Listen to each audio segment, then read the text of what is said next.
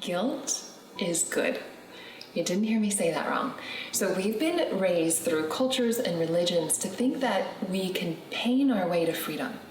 So for example, maybe we did something wrong when we were a kid, we were sent to our bedrooms, right? We unconsciously learn that pain will help us make up for our wrongdoings. So we unconsciously learn to do that to ourselves. We guilt trip ourselves, we beat ourselves up, we learn the guilt, thinking that unconsciously it's gonna help us pay off the sins and create the change that we're wanting to make in our lives. But it's innocent and not the most effective way to create the change.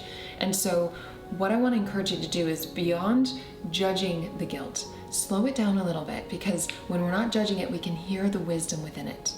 There is an intention within the guilt that's trying to wake you up to something that's important.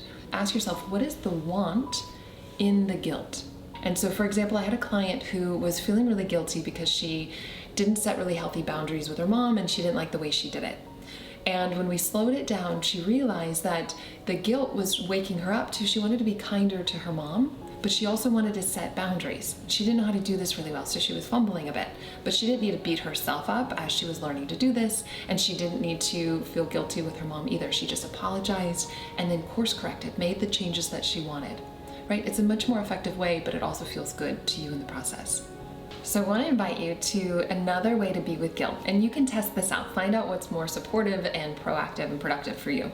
So option one is that you can guilt trip yourself. You can feel bad and you can overeat and you can be in the misery of seeing if that actually helps you create the change that you're wanting.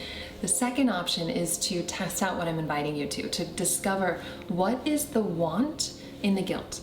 And then to be compassionate with yourself and be proactive with taking steps towards creating the change that you want.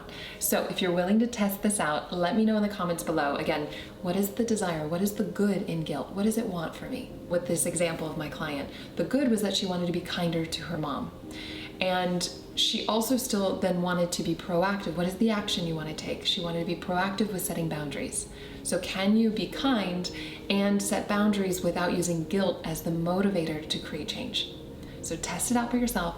What is the want in guilt and what can I do from here? So let me know how it goes. I would love to hear from you.